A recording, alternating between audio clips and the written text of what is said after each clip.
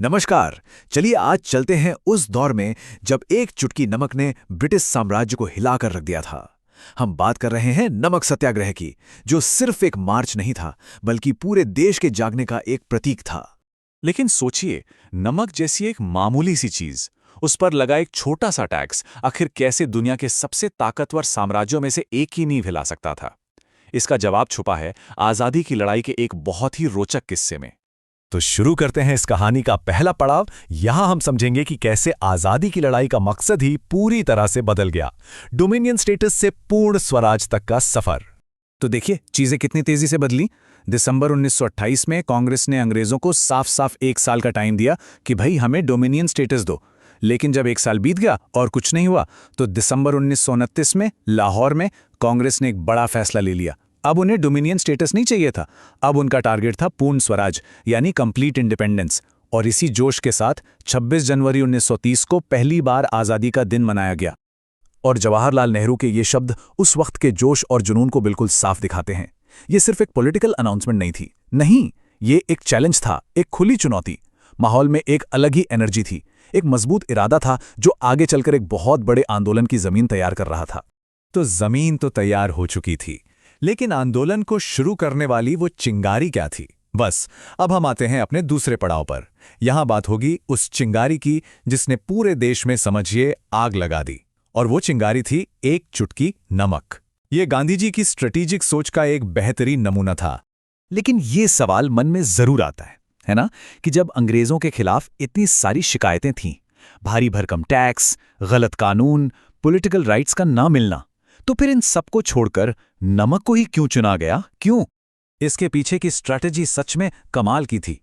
गांधी जी जानते थे कि नमक एक ऐसी चीज है जो हर हिंदुस्तानी की जिंदगी का हिस्सा है। ये अमीर गरीब, हिंदू मुसलमान, सबका मुद्दा था। नमक पर टैक्स लगाना मतलब सीधे सीधे अन्याय करना। ये बात हर कोई समझ सकता था। और अपना नमक खुद बनाना, ये ब्रिटिश शासन को सीधी चुनौती देने जैसा था। एक छोटा सा काम, पर इसका असर बहुत बड़ा था। एक साइकोलॉजिकल जीत थी ये। और बस यहां से शुरू हुआ वो हिस्टोरिकल दांडी मार्च। 12 मार्च 1930 गांधी जी अपने 78 फॉलोअर्स के साथ साबरमती आश्रम से निकल पड़े। 24 दिन, 240 मील का सफर, और पूरा देश उन्हें देख रहा था। और फिर 6 अप्रैल को दांडी पहुंचकर उन्होंने बस एक मुट्ठी नमक उठाया। एक बहुत ही सिंपल सा काम, लेकिन वो एक मुट्ठी नमक ब्रिटिश साम्राज्य के खिलाफ पूरे देश के विद्रोह का सिंबल बन गया। अब आते हैं तीसरे हिस्से पर। यहां हम देखेंगे कि कैसे नमक उठाने का वो छोटा सा काम पूरे देश में एक बड़े विद्रोह की तरह फैल गया और ब्रिटिश सरकार ने इस पर क्या रिएक्शन दिया। देखिए, दांडी में जो हुआ ना, वो तो सिर्फ शुरुआत थी। इसके बाद तो तमिलनाडु से लेकर नॉर्थ वेस्ट फ्रंटियर प्रोविंस तक, बिहार से लेकर सेंट्रल प्रोविंसेस तक ये आंदोलन जैसे जंगल की आग की तरह फैल गया। कहीं नमक कानून तोड़ा जा रहा था, तो कहीं लोग चौकीदारी टैक्स देने से मना कर रहे थे, कहीं जंगल के कानून तोड़े जा रहे थे। मतलब ये एक ऑल इंडिया मूवमेंट बन चुका था।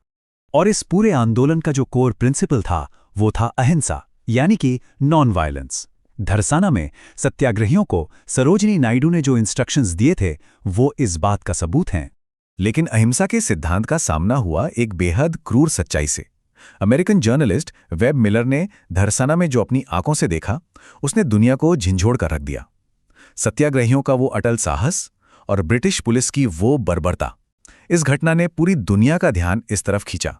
और इस आंदोलन में लोगों ने किस लेवल पे पार्टिसिपेट किया, इसका अंदाजा इस नंबर से लगाइए। सिर्फ पहले 4 महीनों में लगभग 80,000 लोगों को जेल में डाल दिया गया था। सोचिए, ये नंबर बताता है कि यह आंदोलन कितना बड़ा था और सरकारी दमन कितना सख्त। तो अब चलते हैं चौथे पड़ाव पर। इतने बड़े आंदोलन के बाद क्या हुआ? यहां हम बात करेंगे एक टेम्परेरी ट्रूस की, लंदन में हुई उन टॉक्स की जो फेल हो गईं, और उसके बाद जो टेंशन्स पैदा हुए।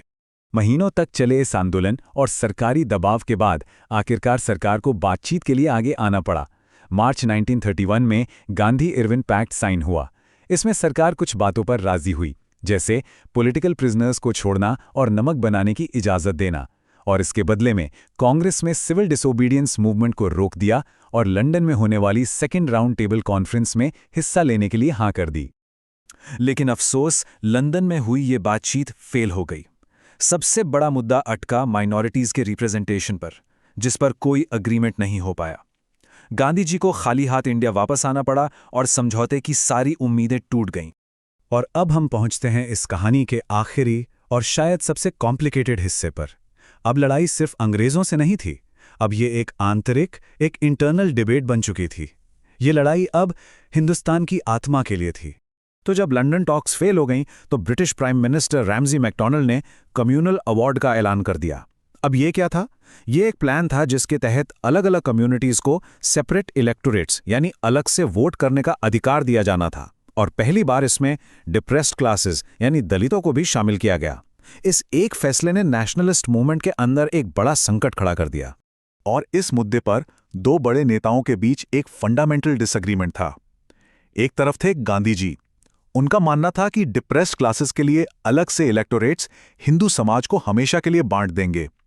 इसे रोकने के लिए उन्होंने आमरण अनशन यानी फास्ट अनटू डेथ शुरू कर दिया। वहीं दूसरी तरफ थे डॉक्टर बी.आर. अम्बेडकर।